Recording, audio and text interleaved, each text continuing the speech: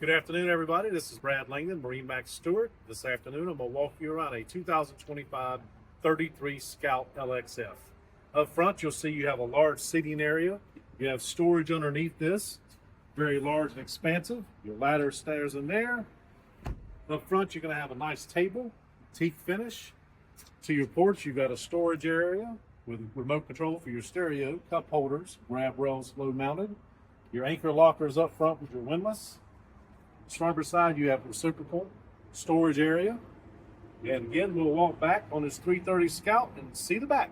Welcome back, everybody. This is Brad Langdon, MarineMax Stuart, still on the 330 LXF Scout. We're in the transom area now, looking port aft. You'll see an aerated live well. You also have a large fold-out seat. Comfort while you're riding. You have a starboard side gate for those sandbar days. This boat even has a mezzanine style seat. Very large hardtop with rod holders up top, molded in seats.